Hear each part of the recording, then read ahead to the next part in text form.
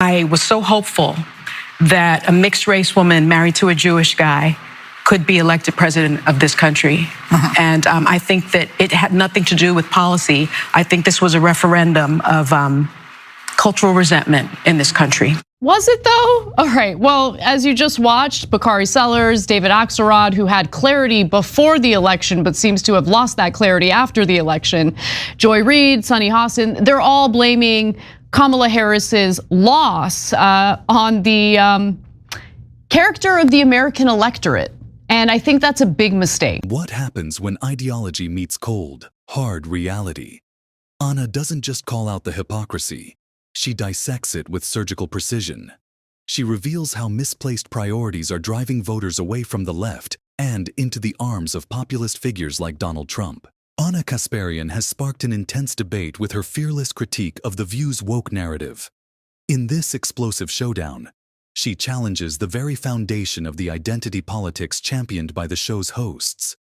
From dismantling divisive rhetoric to exposing the Democratic Party's policy failures, Kasparian's fiery takedown cuts straight to the heart of what's wrong with mainstream media today. But before we dive into the drama, make sure to smash that like button and subscribe so you never miss our latest hard-hitting content.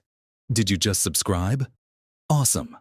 Now let's break this all down. This is the second time that Democrats bet the House on white women. And there were appeals to racism in this campaign, and there is racial bias in this country, and there is sexism in this country. And anybody who thinks that that did not in any way impact on the outcome. I was so hopeful that a mixed race woman married to a Jewish guy could be elected president of this country.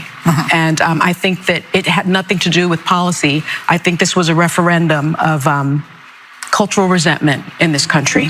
Was it though? All right, well, as you just watched, Bakari Sellers, David Axelrod, who had clarity before the election but seems to have lost that clarity after the election, Joy Reid, Sunny Hostin, they're all blaming Kamala Harris's loss on the character of the American electorate. And I think that's a big mistake. Because when you do that, number one, it's bad analysis and it's incredibly lazy. But number two, it only works to shield or provide cover for the mistakes that the Democratic Party has been voted making. Against their reproductive health freedoms. And why do you think Latino men voted in favor of someone that's going to deport, says he's going to deport the majority of his community? White women like being called uneducated white women. I think the economy matters, national security matters. But when you put people in these boxes, I think that's a takeaway from this race. We have to look at the demographics. Also, I think it's worth noting that, there are some red states that attempted to ban abortion or severely restrict abortion, but the people in those states voted in favor of ballot initiatives to legalize abortion, to reverse the negative impact of the reversal of Roe v. Wade. So saying that people are voting against their best interests kind of doesn't make sense when it comes to the reproductive rights issue, because what was Kamala Harris supposed to do? She was going, let's say she got elected. She would have come into office with a Senate controlled by Republicans. And I don't know, has it already been determined? Have Democrats lost the House? Yeah, almost certainly. Okay, so basically a Republican-controlled Congress. How the hell was she supposed to pass or codify reproductive rights on a national level? It wasn't gonna happen, and it wouldn't have happened if Democrats had control of the House. It all started on The View, where hosts Joy Behar, Sunny Hostin, and Whoopi Goldberg discussed Kamala Harris's political struggles. They argued that Harris's challenges stemmed from racism, sexism, and cultural resentment among voters, statements that sparked a wave of backlash. Kasparian, however, was quick to counter this narrative.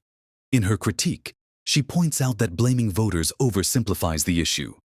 Instead of addressing policy failures or connecting with working-class Americans, The View doubled down on identity politics. Anna's argument is clear. This approach isn't just ineffective, it's alienating. She argues that reducing Harris's defeat to demographic blame shields the Democratic Party from accountability. How many times will we hear these excuses instead of addressing real policy issues? Anna asks. Her take resonates with millions who feel disillusioned by the lack of meaningful change. By exposing The View's lazy analysis, Anna shines a light on how this rhetoric distracts from the real reasons voters are turning away from establishment Democrats. It just wasn't going to happen. She's not going to steamroll the Senate filibuster, which requires 60 votes in order to pass legislation. It wasn't going to happen. So like, I think what Alyssa Farah-Griffin said there, and I never thought I would say this, but she's right. She's right. And I also think there's an issue with the way like liberals feel free to just demonize white people in general, right? Like it turns people off. And if they're constantly told over and over again that they're the enemy, they're everything that's wrong with this country, every bad thing that's happened here is because of, the white European settlers and the white people who were here. Like if one party is telling them they're the bad guys and they're not wanted and they're the root of every problem in the country,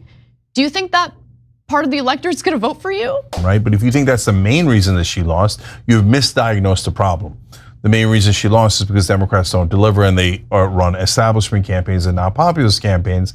And this is so stark because there's only 2 people in the country among the politicians that have run as populists. One is a fake populist, Donald Trump. One's a real populist, that's Bernie Sanders, right? And both of them had miraculous runs. And the media acknowledges, oh my God, but we thought Bernie was a joke. We thought he was gonna get 1% against Hillary Clinton. He got 48%, nearly won the whole damn thing. And in 2020, he won the first 3 primary states. Oh my God, that's amazing, right? Donald Trump in this miraculous political comeback wins the second time. Those are the only 2 people that have ever run as populists in my lifetime for president.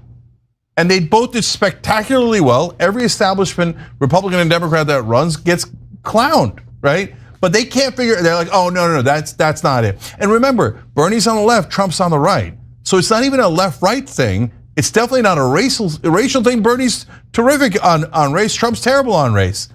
But they both won. Oh, I'm sorry, Bernie didn't win ultimately, but he had a miraculous rise up in the polls. And so, if you're looking at it in an unbiased way, clearly the American people are saying we don't like the elitism. And then here's a bunch of elites on television who are almost all millionaires telling you it's your fault and it's uneducated white women's fault. Anna Kasparian doesn't stop there.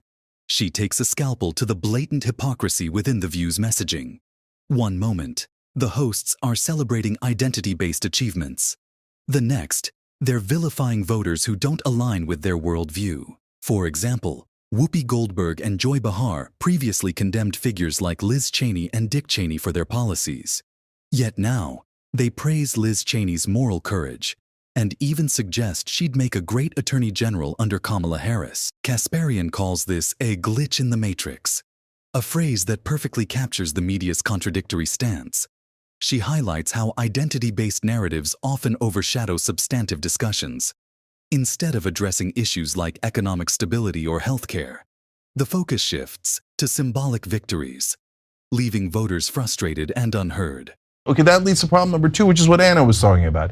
If you keep insulting, by the way, not only some people, which they won't go free, but also the majority of people in this country. Do you think that's a good political strategy to say to 3/4 of the country that's white, you guys are the problem. It's your fault we lost. And it's your fault for being so uneducated. And like in the beginning, Sunny Hostin was talking about, a black woman and with a Jewish husband. I had this, like, wait, are you saying that like Jewish people can't do well in this country in politics?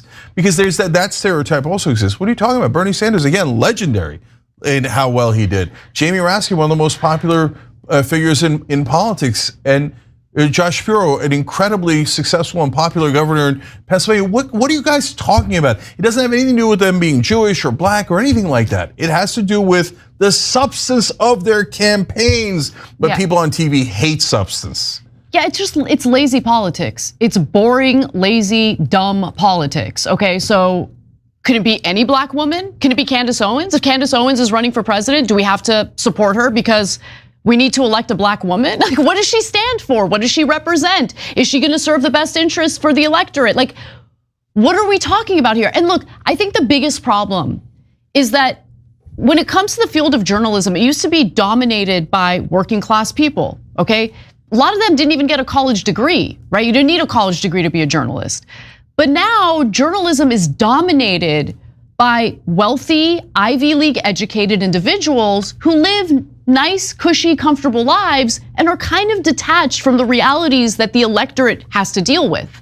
And so when you're that comfortable, I'm just gonna keep it real, you're really less concerned about the policy and more concerned about like the optics, and like you treat politics like it's just a fun sports thing, right? Like, oh, I want my team to win, but you get to have these luxury beliefs, okay, where the content of the campaign doesn't really matter.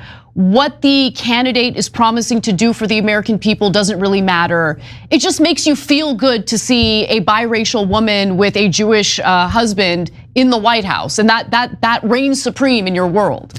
No, most people are worried about other things. Anna Kasparian shifts her focus to the media elite, accusing them of treating politics like a game. She describes how journalism, once dominated by working-class voices, is now controlled by Ivy League educated elites who prioritize luxury beliefs over real issues. Her frustration is evident as she states, "Most Americans don't have the privilege to worry about symbolic victories.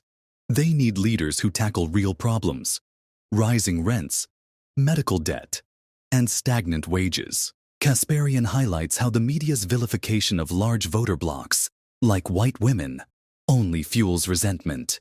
This rhetoric, she argues, strengthens the appeal of populist figures who position themselves as champions of the people against a disconnected elite. She ends this segment with a pointed observation. When the media alienates voters, it doesn't just hurt the Democratic Party. It fractures trust in the entire political system. People want to see their quality of life increase, improve, and that hasn't been happening for a lot of Americans, and they're angry. Okay, yes, there's a level of wanting to retaliate against the establishment politicians, and Donald Trump is the perfect figure to utilize for that retaliation. And I think that there's a lot of that going on. Oh, 100%. We had Dan Holloway, who is a conservative from Drinking Bros, but he's not your old school conservative, right? He's a right-wing populist, and he had a great analogy. He said, "We know he's a bull in a china shop, but we hate the china shop. That's why we send in the bull," right? And the china shop they're referring to is the establishment, corruption, etc. Now, Trump does his own corruption, and while he's in that china shop, he goes to the wrong part and tries to destroy the Constitution too. We know that, but at the same time, that is the part of the reason why he won. And you got to understand that. But when I was talking about the glitch in the matrix, the Cheneys are a perfect example, because these same actors just a little while ago were telling you how awful and terrible and evil Dick and Liz Cheney were. But now that we're in Act 3 of the play, they've now turned around 100% and telling you about that same crew. The View said Liz Cheney had incredible moral courage. She had a wonderful moral core. That was the phrase used by Whoopi Goldberg in particular. And she was talking about how, she would like to see Liz Cheney be Kamala Harris's attorney general. I mean, Whoopi Goldberg might have cost Kamala Harris the election. Let's keep it real. Okay, no, that's not what, but it's too small a part. But so, guys, back then they said torture was terrible. I can't believe the CIA is doing torture. Dick Cheney started that program at the CIA. Today, fast forward, and Whoopi Goldberg is saying in that same episode that Liz Cheney maybe should be the head of the CIA. So which one is it? In her closing argument, Anna Kasparian calls for a complete recalibration of the Democratic Party's approach. She argues that divisive rhetoric and identity-based appeals must be replaced with policies that directly improve voters' lives. Her critique isn't just aimed at The View. It's a wake-up call for the entire left. Kasparian believes that to rebuild trust, the Democratic Party must prioritize substance over symbolism, bridge the gap between elites and the working class, and focus on delivering tangible results. Americans are tired of empty promises. They want leadership that listens to their struggles and offers real solutions. So, what's your take? Is Anna Kasparian right to call out The View for its woke rhetoric? Or do you believe identity politics has its place in modern media?